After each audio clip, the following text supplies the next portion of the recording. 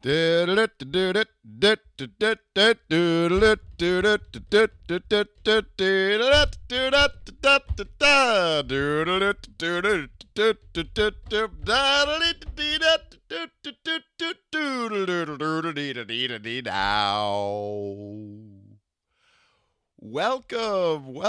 to Comedian Behavioral Therapy. It has a name. I'll talk about that in a second. It's Keenan. I have no idea why I didn't start from the beginning of that song, makeshift, my makeshift theme song, which I was actually has been in my head every now and again for my whole life since I was in sixth grade and was the first chair clarinetist and played that song. And your brain works weird sometimes. Sometimes it just cuts off the beginning of something. I don't know why. But after I was singing that song for my podcast, my good friend Alex, who my best friend growing up, my best friend still, he reminded me because he was one of the first hardcore pod listeners, which you guys are among as well. He reminded me that the song's called "In the Mood" by Glenn Miller, 1939. It's from 1939, In the Mood. And isn't that funny? This whole podcast is about my mood and about improving it and about my mental health. And I randomly, out of another Kismet moment, picked a song called In the Mood. Just, wow. It's, that's just lucky. Sometimes the Easter Bunny brings you eggs. And that was the first time anyone said that phrase. I don't know where that came from, but it seems to be the Easter Bunny is lucky, right? If you get the Easter Bunny or the Tooth Fairy, so that's why I guess that came up. It's a good night to be in a decent mood. I'm recording here at nighttime. I never record at nighttime. It's over 5-6 o'clock. New York is now we're at the time in New York where it's turned cold and it gets dark at about 4:30, which is insane because you have to speed up. I feel like you have to speed up everything that happens to you all day long and make.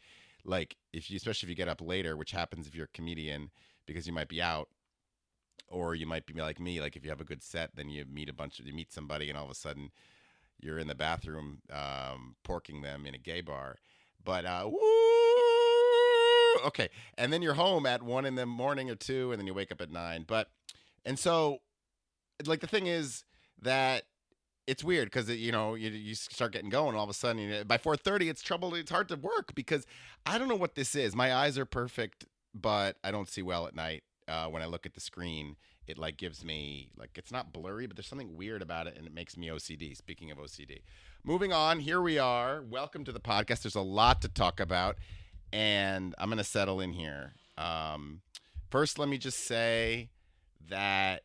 Please come on to my broadcast channel on Instagram. That's where I'm going to announce all the new episodes. And so that's just called Comedian Behavioral Therapy on Instagram. This is all by myself. I'm just doing this all by myself. And I haven't actually, since I launched about a week ago, and then the actual recording of the last chronological episode was a while ago now, like a month ago, more than a month, about a month ago. And so I'm not used to getting on a regular weekly schedule, and I'm working towards it. It's been one of the hard things about a podcast is when you haven't done it before and you're working for yourself is figuring out the cadence and how to launch everything as well. So let me just say that, I'm here in the boudoir with my aloe vera juice. Now I have a problem where I don't got enough spit. I ain't got enough spit, and I get OCD about it. And when I obsess about it, and then I hit the stage, and that's the part of the point of this podcast is disclosing that something I've hid for a long time. So if I disclose it and bring it into the light, maybe let's see what happens.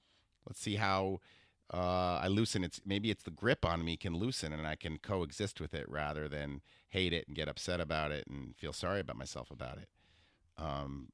And sort of like, with OCD, you have obtrusive thoughts, and the obtrusive thought being, oh, the OCD, the mouth is going to come, it's going to bother me, it's going to. But if I can, speak on the podcast for a long time, having a great time with all of you, like maybe it's proof that, like, well, actually, you can talk just fine, young man. All right, let's pick up the pace here. I have my aloe vera juice, and this was recommended to me by a Eastern medicine man in Vermont who uh, who told me, because I told him he was doing the gardening for my aunt and uncle in their house in Vermont, and they have a gardening guy. They bought this great house in southern Vermont. I love my aunt and uncle, and he was like knows everything, and they said he's also an herbalist. So I pulled him aside. I was like, well, he's there already. Let me ask him. I was like, I've got this terrible problem with the dry mouth. I don't know what it is. It's related to OCD, but it could be anything else. And he said, well, it could be that your body is out of balance. Try drinking aloe vera juice. Where do you get that? Well, I've gotten it at Trader Joe's, huge jugs of it. It tastes like cum, a little bit, a little sour. It's not terrible. It also stinks. It has a smell, like a sour smell. And I've been drinking so much of it over the last month that my entire apartment smells like aloe vera juice. It smells like an off cum kind of. You walk in the house after, when you walk into the house and like it doesn't smell when you leave the house because you're used to how you smell, but you come back in even like 5 minutes later and you're like, I smell something. It's like just that you had your palate of your nose was away for a minute, that it comes back and then you smell it. So the entrance to my doorway smells like aloe vera juice, which is just a very odd smell. I think it's not bad, but I guess because it's like the bottles have sat in the recycling for long enough. The whole trash can smells like aloe vera juice. I have an aloe vera scented trash can. So anyway, I'm here with the aloe vera juice, and he said you got to drink it for 6 months to get your body back restored.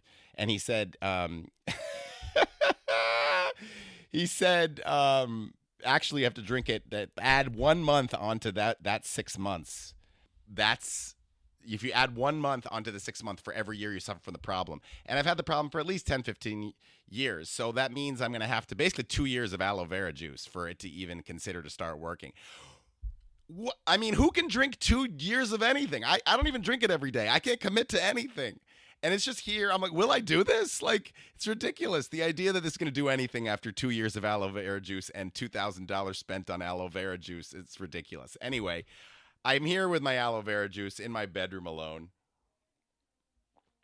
And I'm excited to be here. I'm in a decent mood. Before we get into our hard, weird, scary, stupid, I'm going to start with every show is going to be, how am I? How are you, Keenan? What's going on, Keenan? And that is it. We have 4 things to talk about this time. I'm just going to list them to you.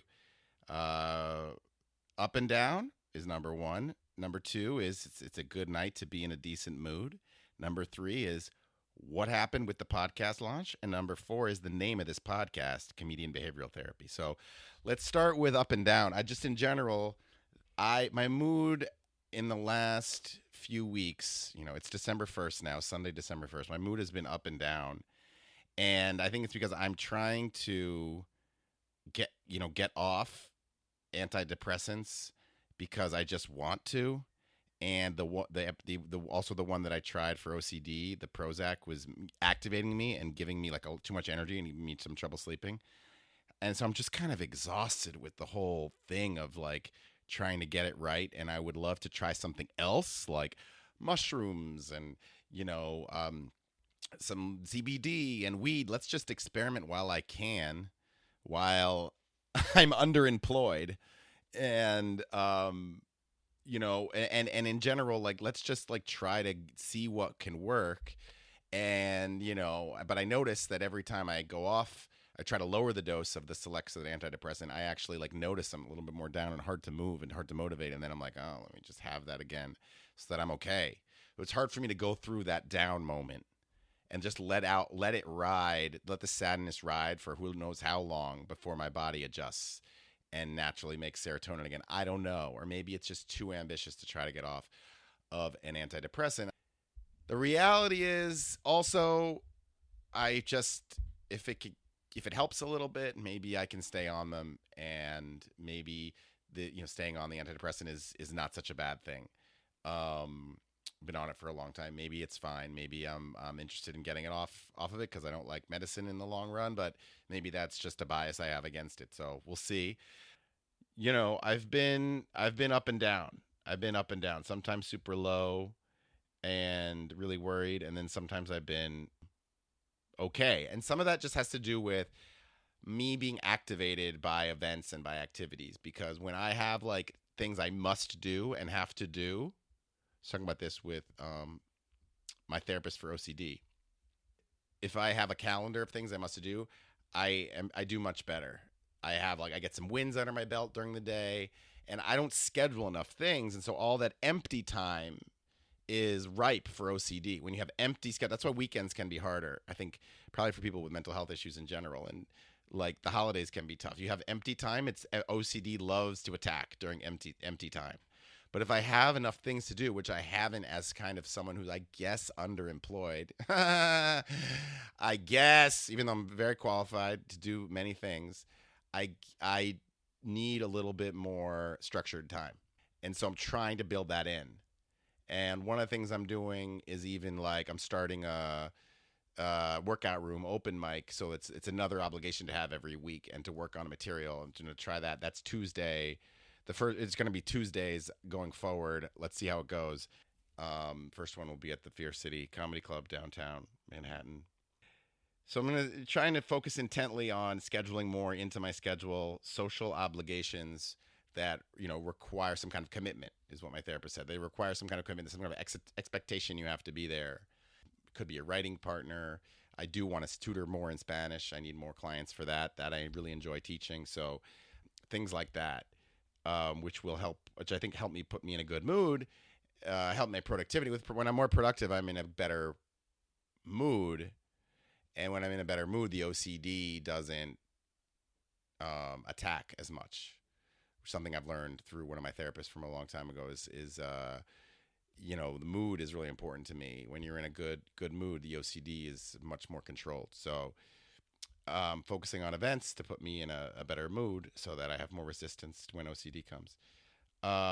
It's a good number two. It's a good night to be in a decent mood. Well, what's driving it? One, my home in Harlem. Harlem is for now, which is where I live in a small 1-bedroom apartment, is okay. That's all I'll say. It's better, more comfortable than it was.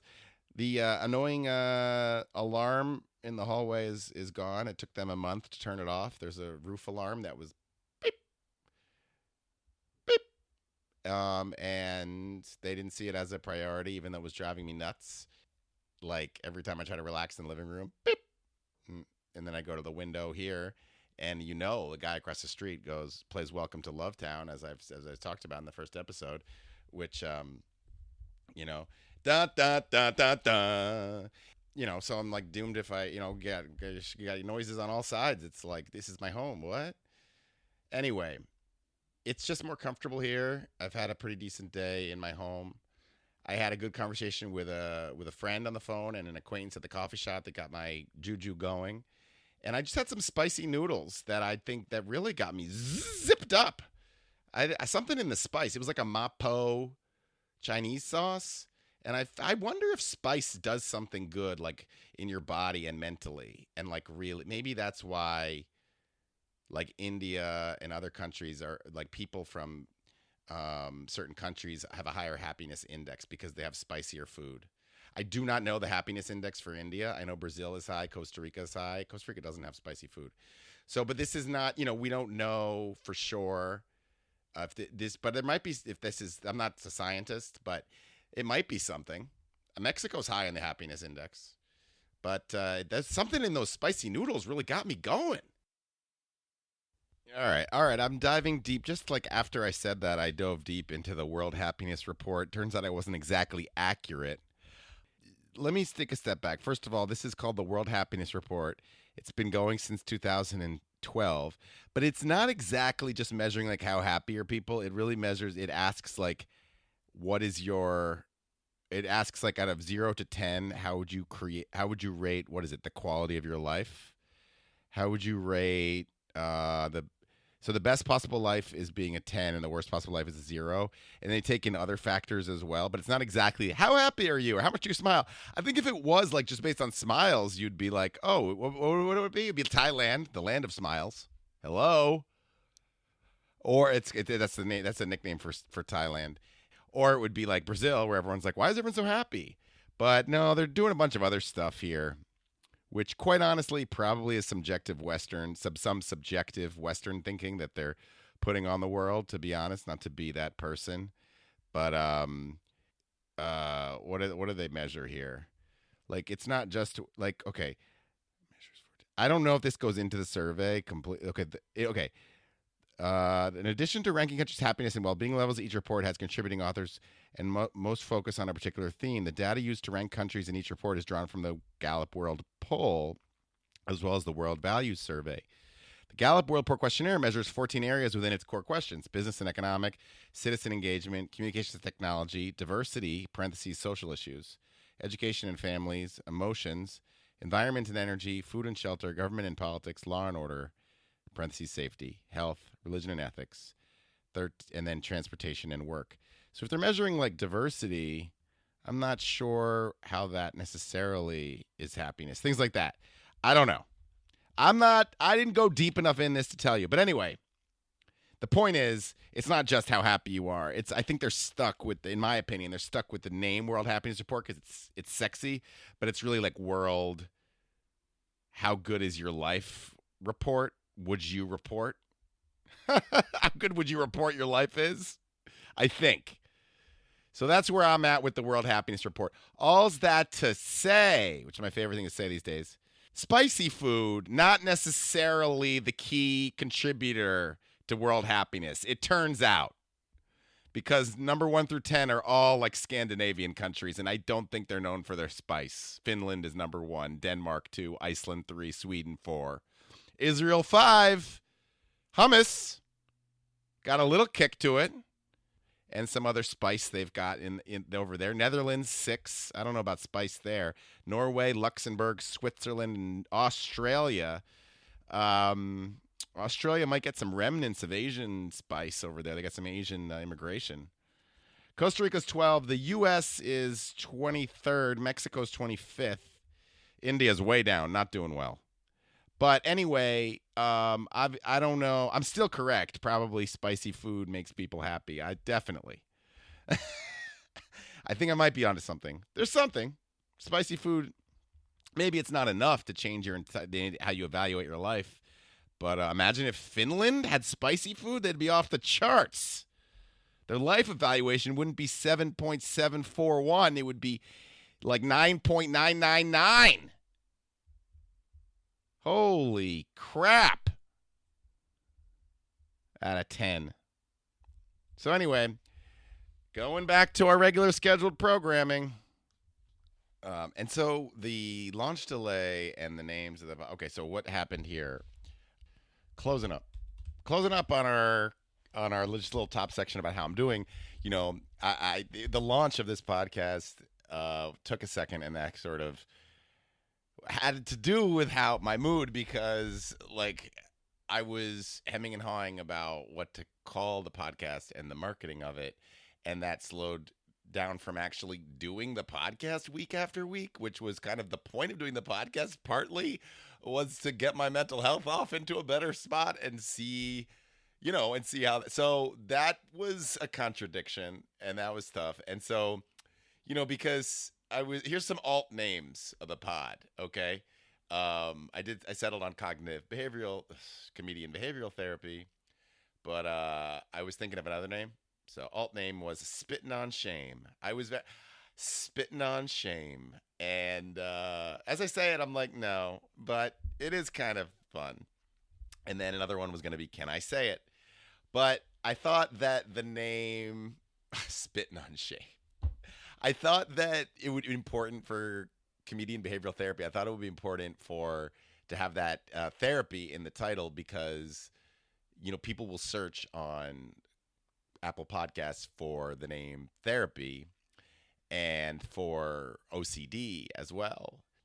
The other thing that delayed it was, as soon as I picked the name and published the podcast, I searched in Apple Podcasts for my own podcast and found a podcast called Comedic Behavioral Therapy. And I was surprised because, I didn't think like I just didn't fathom that anyone would come up with the name comedian behavioral therapy. It just seems so niche and odd um, to me that they had this name. I wasn't thinking of like doing. I wasn't thinking that there would be any competition for it. And then it took me. I didn't know what to do because it was like it's a different name, comedic behavioral therapy and comedian behavioral therapy. And I searched for what it was, and it was a podcast by these comedians who they haven't published in about a year, and more in over a year. And I don't know the comedians, and I was like, do I contact them? Do I just not say anything? I thought in my head, honestly, I was like, by contacting them, is it raising the issue like to a more importance than it needs? By not contacting them, is that weird? So I asked a couple like friends, including a lawyer friend, what he thought about it and everything. But I just decided like, just know, do you care what they think?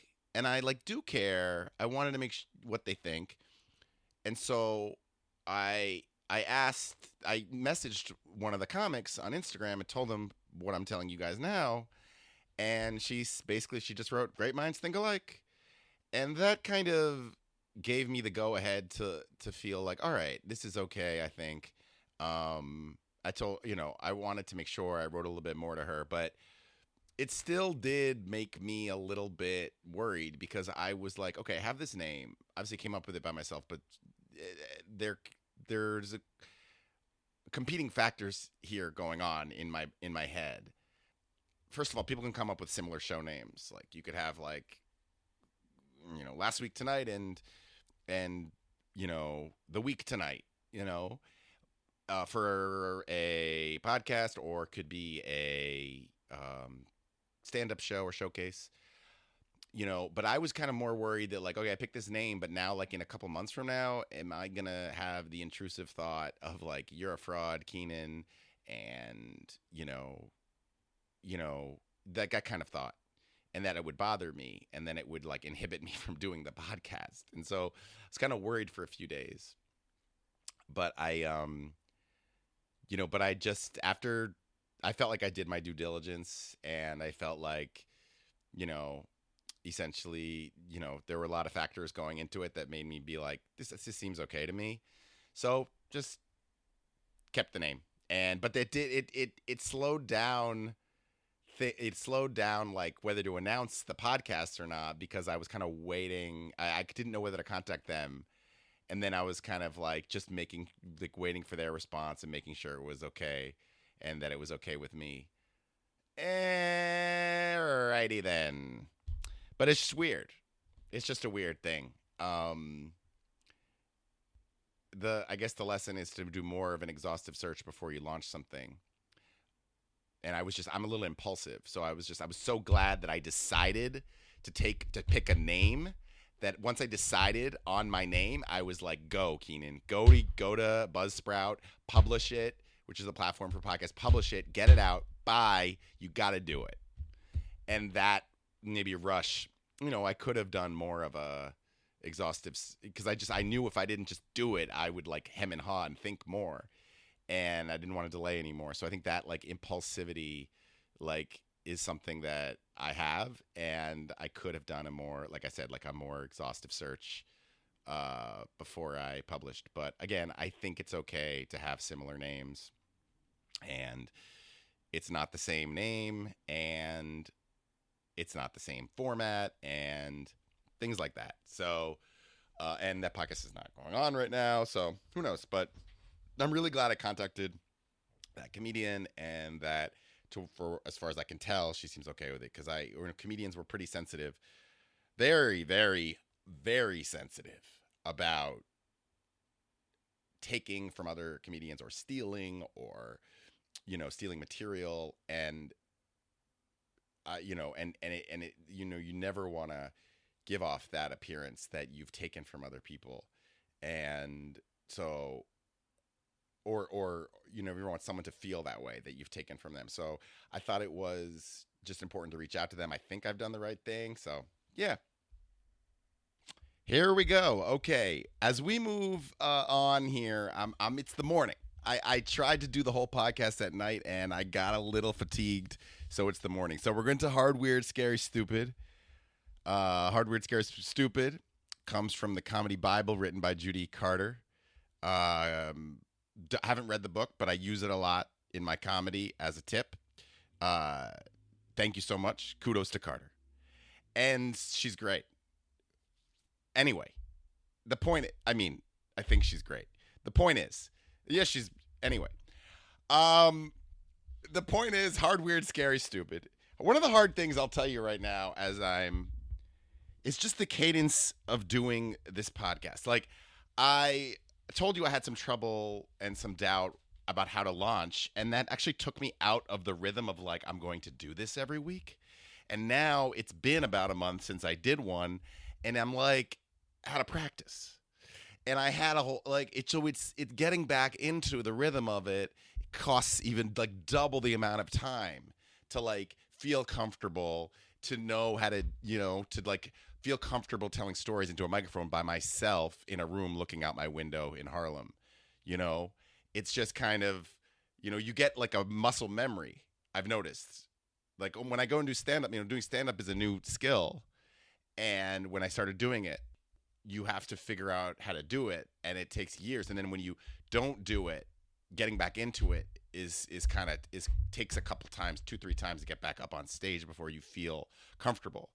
And when you're talking into a microphone like this, there's a certain way of telling stories and what makes me excited that you kind of forget if you're not doing it. So that's the point of like doing it every week, is to build it up. This is kind of a new skill for me, speaking alone into a microphone. It's like, sometimes you like, for example, like last night I was talking and I was like, you think like, oh, I'm boring. Like, is this boring? What am I doing? Is this boring to people?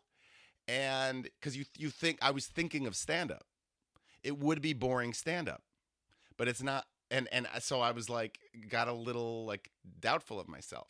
But it's not stand up. It's a podcast. It's not a boring podcast. It's not boring on the radio. It would be bad stand up because it like doesn't have a punchline, but it's not bad podcast. So you can just talk and tell your story. Tell your stories is what I'm trying to do. Tell my stories, reveal the stories. So in that spirit, I guess the hard will be part 2 on what's been hard. Was there's so many things that have happened recently that I just have to pick something, but I guess I've been dating, so I'm trying to be more thoughtful and what's the word? Not intensive, intentional about dating, because like instead of like opening up Grindr and just wanting to hook up with somebody as a way just to like fulfill my needs for intimacy and and sex, but both really, because it's like I also use it as like intimacy, even like I want to like meet someone, talk to someone, hang out with somebody, not just like have sex. Like I could do that like just by myself, and but I'm trying to date because I don't want to be like I don't. I'm 39. I'll say I don't really. I like the idea of let's experiment with my life with like when I have a partner and see what happens with my life at that point. Like I've really been mostly alone most of my life, relationship wise. It's like, I think a partner might be a bit of a missing piece, and I'm very curious to see how that impacts my life and giving love and receiving love with somebody on a more daily basis, and how that impacts my mental health. So in that spirit, I've joined Hinge, and I'm on Hinge. Something weird about me on Hinge is I gave myself a different name when I signed up like a year or two ago, and so people will like, I'll start the conversation with people, and then I'll be like, oh, by the way, my name's Keenan. And they'll be like, well, why'd you pick this name? And I'm like, I just did. I don't know. It was the second name my mom was going to give me, and I just did. And then they're already like, why? So it's not the easiest way to start off a conversation, because I feel like they're just like, is this guy weird? But it's just because like I think I was trying to like separate out social media. I didn't want people like Googling my social media Because I feel like we're in a world where it's like we immediately look at each other's entire. I feel strongly about this actually. You meet somebody, but like as you're getting to know them, you can see their entire history going back to when they were 17 years old, and then you have like a gazillion ways to criticize them. And if you're like me and you just like are critical, you like find things about them that you don't like, and then well, that's like not a good way to start dating somebody. It's not fair to them or you. Like it's just not a good way to set it up. So, but instead of like telling them that immediately in the chat, like that whole like thing, which seems intense, it's just kind of like, that's the name I picked. Sorry. So, anyway, I was going to say bonus content. I'll tell you what the name is behind the paywall, but, in the future Patreon. But, so anyway, I'm on Hinge. I've matched with some good people, I think. And one date I went on, it was just probably the weirdest date of my life. Like, it was just, I don't even know where to begin. And so I guess I just will tell you, I will try. So we met at a wine bar, and it was going pretty well. It was actually going really well. And we had a couple glasses of wine, and, he was long with the stories. Like, he went on for a while with things, and that was the only thing that was like, I got a little bit at times like, is he still going on? Like, when can I speak? There was a little, that was the only thing, but it was like, okay. And he was maybe a little formal. I was like, there's a lot of like formality in how he's speaking. I don't know. I feel like I'm a little more like, it was almost like he was preparing for like a speech for work or something. Like everything he said was like kind of thoughtful. He has a very thoughtful cadence. And this was a couple weeks ago now. So, but then we were about to get the, and we had a good rapport with the bartender, really good wine bar. And he went to the bathroom, and he came back from the bathroom, and he goes, check, please. And I look at him, and I'm like, what are you doing? Like, what do you mean, check? I was just confused. I was like, we didn't talk about getting the check. And, so I was silent for a second because I was just like, I'm just confused. Like, just ordering the check out of nowhere, did something go wrong? Usually that's something you, like, decide together. And so I asked him, I was like, is something wrong? Like, is something going on? Like, and he said, so he goes, check, please. And I'm like, well, what's going on? Like, so I wait, I pause. I'm like, I don't know what's happening. Even the bartender was confused. He was like, you guys are vibing so well. What? He was gay, and he was like, I was really enjoying this whole thing. Like, we're flirty, we're having a good time. Like, you're just leaving? And so I look at him, and I was like, well, what's going on? He was like, well, I just thought, we were going until, he sort of said this. He's like, well, we were going until, what was it? I'm trying to imitate him. We were going, he literally speaks like this. He sounds like he's like from like an announcer on Sesame Street or something like that. Like a PBS announcer. He sounds like, he was a black guy. Anyway, he was like, well, he sounded like a Muppet or something. He was like, I figured we were going to, by the way, I like this guy. This guy, we're having a good time, and I still have a good opinion of him, even after this, but I'm gonna imitate his voice. I just figured we were going to finish at 8, and that's when we would finish. And he's a little bit like Barack Obama sounding, I guess. That's when we would finish, and at 8 o'clock we would I just figured I would go out and dinner at 8. I have dinner plans at 8 o'clock, and that's it. And I was like, oh, okay. Well, he's like, well, I told you that we would have, that I was having dinner after this, right? No, you didn't tell me that, but that's fine. I didn't. And then he said something like, well, I'm going with my friend. Like, do you maybe want to come?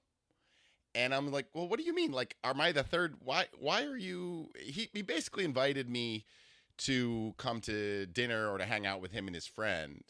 He was rethinking it. Once I was like, are we done? Like with the date, he was kind of rethinking it. He said something to the extent of like, well, we can all hang out. Me, you, and this other guy. And I was like, is this the guy you've been dating? And he's like, well, no. Because he talked about like an ex. I'm like, is this the guy you've been dating? He's like, well, no, but he's, another guy that is like around in his life, I guess. He made it clear that it was. So I'm like, okay. So he's going to hang out with another guy that's an important and been in his life. And so I'm just like, and then he wants me to be there too. Basically, he was like, I'm going to dinner, but wait a second. You still want to hang out? Why don't you all hang out? Why don't we all hang out? Me, you, and this guy that's in my life, but like maybe not a boyfriend or who knows what his role is. So he goes, why don't you come back to my house? We'll meet him. He's waiting for me there. And I'm like, wait a minute. I'm not being a threesome. Like, I'm not in the, like, what is this? What is going on here? I told him, I was like, why are you inviting me? I'm not hanging out with another guy. So I just straight up asked him, I'm like, are you attracted to me or not? And he goes, well, wait a second. That's not the issue. Of course I'm attracted to you. Like, that's definitely not the issue. If you want to know about that, I'm very attracted to you. So he said, he's like, let's just go. I was like, well, is the guy going to be there? He's like, no, I don't think so. There's a possibility, but no. And so I'm already like, well, this is weird, but I don't know. He's inviting me back to his house now, and I'm like, I think he kind of made clear that the other guy wouldn't be there, and I was like, okay, like, let's just see what happens. Like, I know fully well that there's a lot of red flags going up, but I'm like, let's see what happens. I have nothing to do tonight. So we go outside the bar, and he's lost. Like, we're not far from his apartment. We're in Manhattan, and I know where we are, and I know where his apartment is, and I know exactly how to get there. And I'm like, it's this way. He's like, wait a second, wait. Look at my phone. Wait a second, wait. And I'm looking, and I'm like, what? Like, anyway, he was drunk, and anyway, so I asked him. I was like, are you? Okay, so I asked him. He's confused about where to go, and it's like not a hard thing. We just have to go like downtown on Columbus. Like, it's like very easy where we are. It's not difficult. And he's very confused, and I'm like, I'm like, did you? Because we only had 2 glasses of wine, so I was like, did you drink before our date? He was like, of course I did. I was like, what did you drink? He's like, tequila, of course. So he just pounded tequila before our date, and this explains why he has no clue where he is on the street. So we're walking back to his house, and he's walking ahead of me, like a quarter block ahead of me on the sidewalk. I'm like, hello, like, what's going on? Why are you walking ahead of me? At this point, I'm like, forget it. Forget this guy. This is not going to work out. So I tell him, I'm like, you know what? I'm going to leave. Like, thank you for the night. Let's just call it here and whatever. So I give him a kiss on the cheek, and then I give him a kiss on the mouth. And that, unfortunately, that turned out to be like a very good kiss. And I was like, oh, I changed my mind. Let's go home.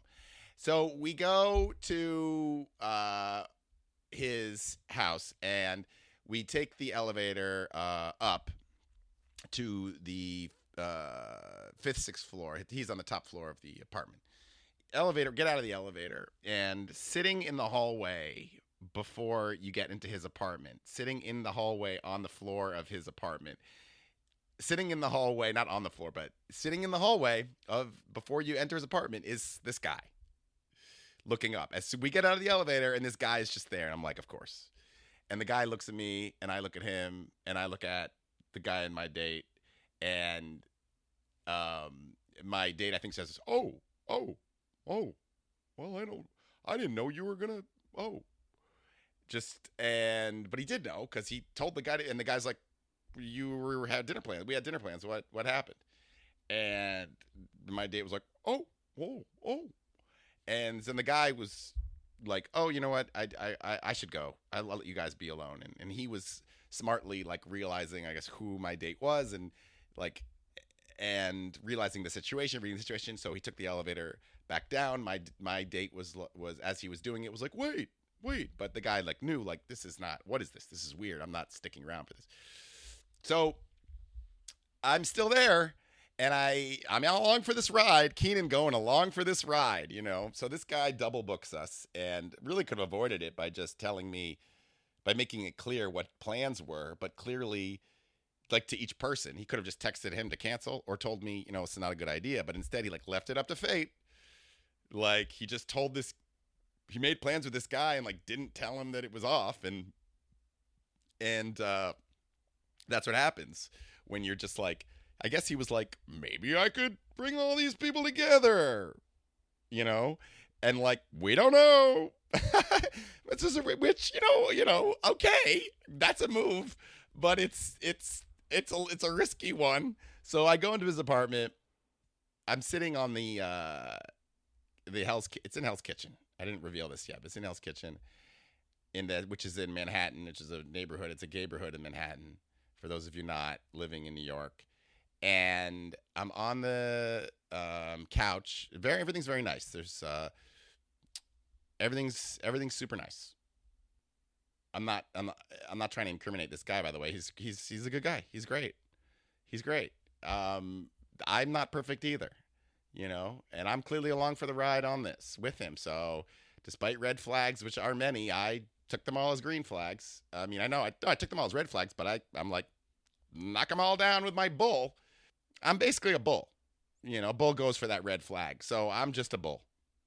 A matador, which is my brain, tries to take them away, but my body is the bull going right for the red flag. Or my gut. My gut is the matador being like, get out of there. But my brain and my heart and my penis are like the bull going for the red. And so, regardless, entonces, therefore, vamos a continuar la historia. We're going to continue the story here right after we take a quick break from our sponsors. This episode is sponsored by the website Quora. Quora, if you want an email sent directly to you that's just a digest of what people have been asking on Quora, and if you want that kind of an email, basically a racist question written by a 6-year-old every day in your inbox, Quora. And I love it. These are questions written by, they come to you and they're written in a way that's like, we're not going to pretend we're not racist. And we're going to ask the question. We're going to assume a lot of stupidity and ask the question assuming the stupidity. We're not going to ask things like, does anybody know how developed Mexico is? They'll just ask, why is Mexico a dump? And that just goes, and then people answer that question, and you get to see that in your email. I'll give you some real Quoras that come right into my inbox, and inbacks. These are real, just for example. And that's why they're a great sponsor for this podcast. Real Quora questions from people that will get a lot of attention and get so much attention that they're the subject line that enters, when that gets delivered to your inbox. Why do Spaniards look European? I feel like Will Ferrell all of a sudden. These questions all need to be asked in like a Will Ferrell as the Jeopardy host tone of voice. Another one, is Mexico a second or third world country?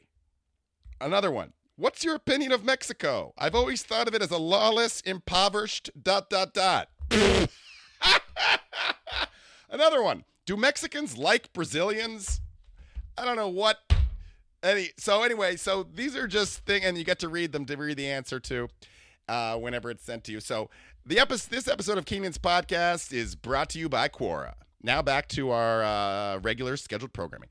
Okay, back to the story with this guy who I really, really do enjoy. If I can get back into it, I enjoy imitating his voice. It's very satisfying. I've never met anyone who speaks so formally in their life. So I'm sitting in his couch, and I get sculptures. Everything's nice. It's a nice apartment. It's a big apartment.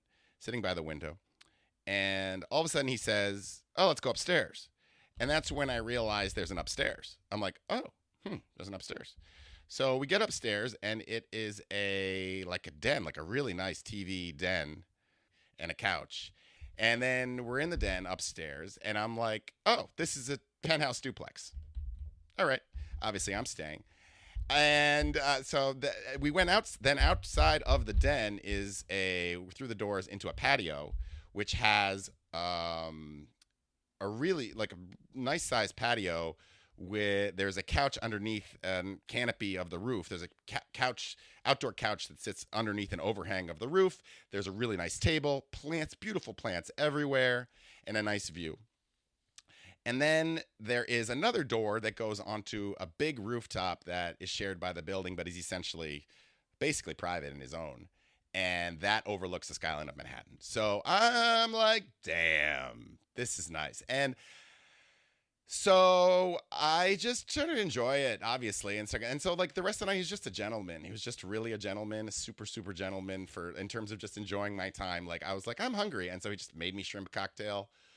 When I, to make drinks, he brought up a tray with 800 tequila on it, and like mixed drinks. Like he had a nice little tray with like the tequila and nice glasses and a mixer.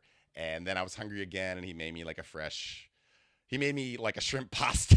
I mean, it was really nice, and obviously, so it was a nice apartment. So I'll leave it at that. It was a nice night, and it was a weird night. It ended up happy. It certainly was strange. It certainly like a lot of red flags. I haven't seen this person again.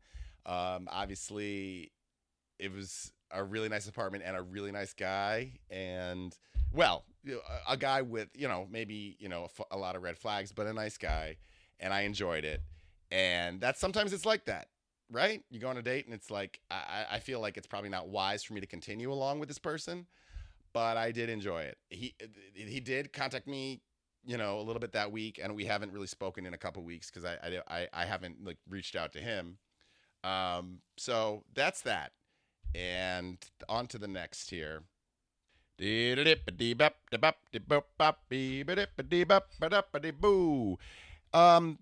so we're all in the subway and these days, and then like everyone's in their headphones, and obviously it didn't used to be like that. I used to sort of run across people more easily on the subway. Now people are kind of quiet, and it is a problem. I don't like it because I think that for many reasons, but sometimes you just like need directions for someone from something, and you want to say something like, "Is this the Uptown train?" And like no one can hear you. Like and it could be a little dangerous at times if someone needs help. It's like, is anyone paying attention? It takes longer for people to pay attention. So you have to like tap people on the shoulder. I'm trying to speak. I'm a person. You're in your own world when you're in the subway. Part of what makes New York special is that we're all sharing the subway. You're interacting with people you wouldn't normally interact with in your everyday life. Somebody from Manhattan is interacting with someone from the Bronx. Someone from a certain class is interacting with someone from a certain class that you wouldn't cross in other parts of the country. Often these groups don't cross, so you're able to see and empathize, but at least see how other people are living. We're all beside each other. It's the great equalizer, and at least there's that. But now people in their headphones and on their phones and in their screens, that sort of cross interaction and that random connection is happening less and less. And I think there's going to be an impact of that like 5 or 10 years down the line, in terms of like possibly there's going to be some impact on the city. It's part of what has made the city special. And if that sort of social glue and social special sauce gets decreased by less connection, how does the city get affected? Like, I don't know, but anyway, I want a discount from the $2.90 subway fare because I'm not getting one of my key things that I like to get, which is a random talk with a stranger. That's part of the fare. Give me the discount. I don't get it anymore. I'm the only one who likes that, but not the only one, but one of the few who likes that. And boy, that'd be funny. Like if the MTA all of a sudden was like banning phones, like we're school children, or banning headphones. That would be fun. I would love that. That would be so odd and so weird and like such an interesting experiment if you had to ban phones for a day on the MTA again. Ban phones and ban, more importantly, headphones. So anyway, I'm on the subway and there's this guy who just walks in who's like a little short and he's a little fat. This is like on this podcast, I imitate people. This is the episode of this. This is what the theme of this podcast is.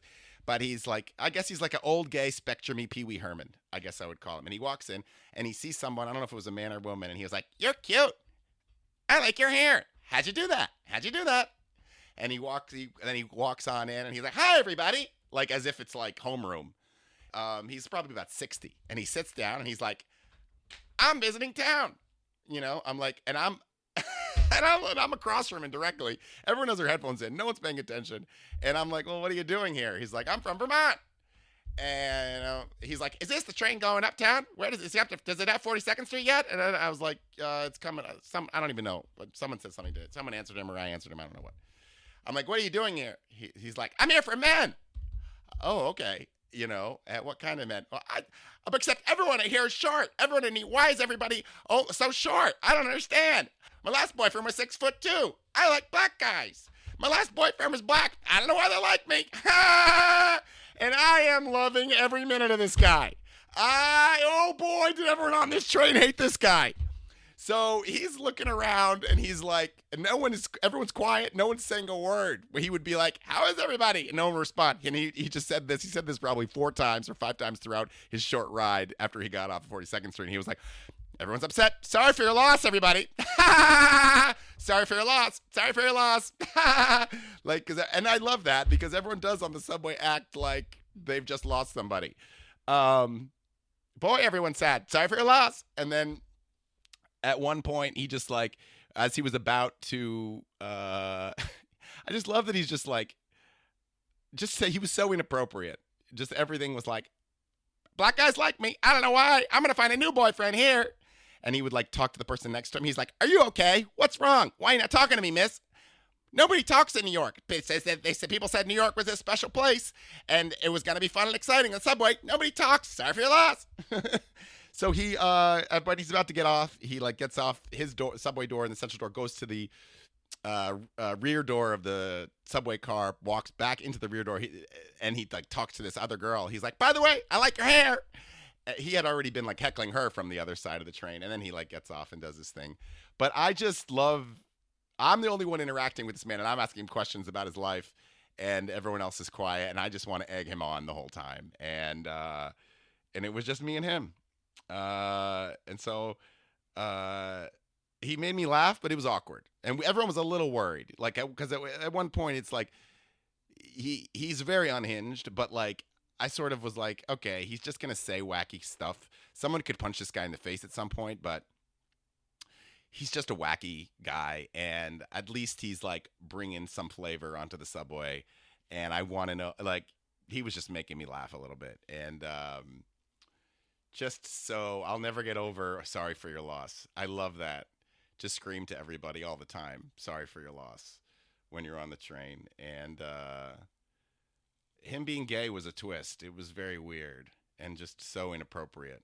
And I guess he was short too. And I guess he doesn't like short guys. It's like, who do you think you are, man? You're like a 62-year-old, autistic Pee Wee Herman. Like, are you really, which guys are you getting? Is any of this real? And the gay world is so crazy. I bet he does get guys. I don't think they're like prime meat, but I don't know what. Where is this guy now? If you've seen him on the subway, let me know. I'm sure he's around.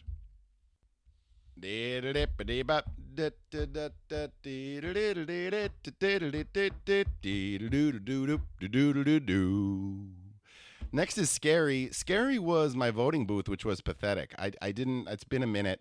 It's been 3+ weeks since we voted. I just want to say that it has to be better than that. Like, I didn't say anything on the day of because I was like, let's be positive. It's not the poll workers' fault. But I got in there. It was a small school up here in Harlem, small hallway of a school. And there was probably, look, I guess I found it out, there are probably certain locations that get less resources than others. I've never had a problem voting anywhere in New York City or any time in my life. It's always been quick. There was almost nobody online, but it took forever. Do you know what I mean? There was a very short line, but everything took forever. There were 10 poll workers, or 11 or 12, somewhere between 8 and 12. And none of them seemed to be doing much of anything. And so I'm not trying to criticize them. The system is just weird. There was like, so we waited in the hallway to get in, and then we got in, and then I was like third or fourth in line, and there was one woman with an iPad checking people in, but she was in her 80s, like almost 90, and barely knew how to operate the iPad. And so was extremely slow at the iPad, and there was only one person who could check everyone in. Whenever I voted in the past, there's multiple people who can check. So they let one person check people in, and the woman was 90. And There was one poll worker eating lunch. There was another man, like a younger guy, just kind of standing by the line, watching around. There was another woman who was just kind of watching nervously, realizing like this is not good, probably, but no one tried to do anything about it. I don't know if one of their iPads broke. I'm not sure. There was almost nobody in line, and it took me half an hour to be there. And there were three other workers just sitting, one other old worker eating lunch. It was so weird. When I signed into the iPad, like the woman kind of like half turned the iPad towards me for me to sign my signature, but like didn't fully turn it. I'm like, what is going on? She gave me my ballot and they didn't give me a pen. I had to ask for a pen.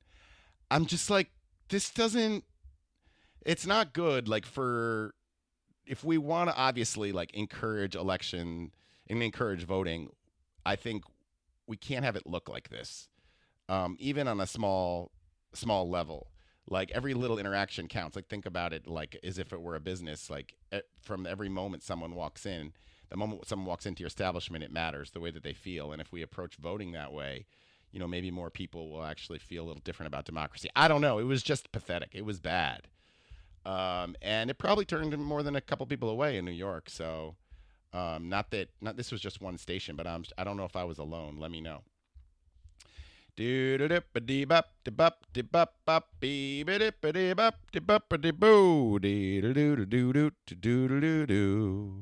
Jokes time or premises. I guess this is just a thing I think about some. I don't know what the eye looking emoji means. The two eyes.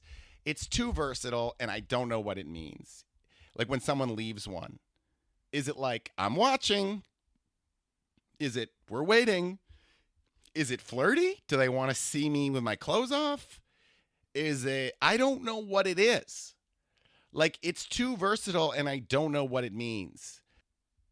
Like, I know it can mean like we want to see it, but does it also just mean like I like what I'm looking at? Does it mean I'm horny? Does it mean I'm a stalker? I don't know. It's one of the most versatile and ambiguous emojis. That's all I'm saying. Next topic. I find it odd that when you try to exit an app, like if you're on Roku or you're using your Roku or using whatever, and you're in Hulu, for example, and you say exit Hulu, and then you get a pop-up.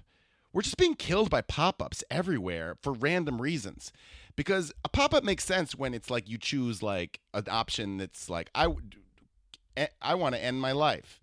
A pop-up makes sense at that point because you're like, are you sure you want to end your life? That's a big decision.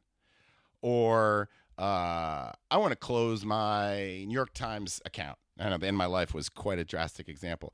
Are you sure you want to close end your New York Times account? That makes sense. But then you'll be on Hulu and you'll just exit Hulu and a pop-up will slow you down by saying, are you sure you want to exit Hulu? Well, you're making it sound like something bad is going to happen if I do. It's not some kind of grave, irreversible error. If I want to come back, I could just pop right back in. I'm exiting for a reason. Yes, I'm sure. Nothing's going to happen if I leave. I'll just come right back. Let me have freedom of movement. Let me freely move within the system that I've bought into. I'm paying to use Hulu. You are spending my time blocking me from using it. It just pisses me off. We buy these things and then we have no control over them controlling us. Move, bitch. Get out the way. Get out the way, bitch. Get out the way. Are you sure? You want to go back? What? All I'm doing is going back. Don't worry. I will be back soon. I'm not like, yes, I'm sure. It's almost like, you're on Who Wants to Be a Millionaire? It's for $1 million. Is it your final answer? That's a big deal. Is it your final answer? I get why you're asking because I could lose $500,000, if it's not. If I'm not sure. But if I'm done watching Only Murders in the Building for now, I'm done. I'm not like, holy, wait, maybe I'm not sure. Maybe I want to reconsider my entire life right now and stay here. I was going to leave and go cook dinner because I'm hungry, but Hulu just asked me, are you really sure you want to do that right now? Are you sure you want to stop watching this show that exists here and will be here forever? Anyway. We will overcome and we will undercome. So, but we won't undercome too much. I've had a really great time today on the podcast. It's Monday, December 2nd when I'm recording this. This will be out this week. So you'll hear it this week.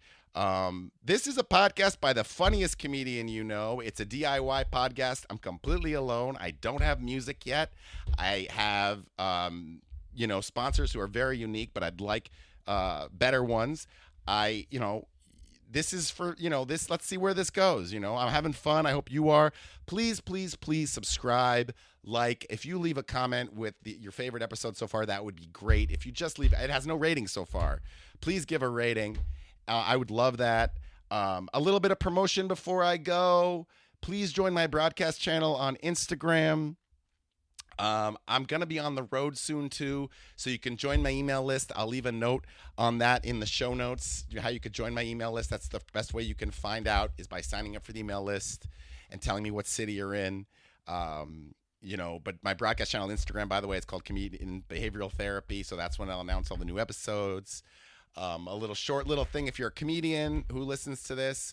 I'm starting a new open mic in a sort of a workout room so that we can all work out our material, which I need more of a space to do. So that'll be Tuesdays, and it'll be Tuesdays. And so stay tuned for that. Just look on my channel, on my Instagram for that. Sign up with me directly. And I'm excited. I'm excited to have you guys here. I hope you had as much fun as I did. And I guess we're trying to figure this out, but I'll say one thing before I go. Can I say it? Yes, I can. See y'all next week. See y'all soon. Thanks for listening. Have a great afternoon, everybody.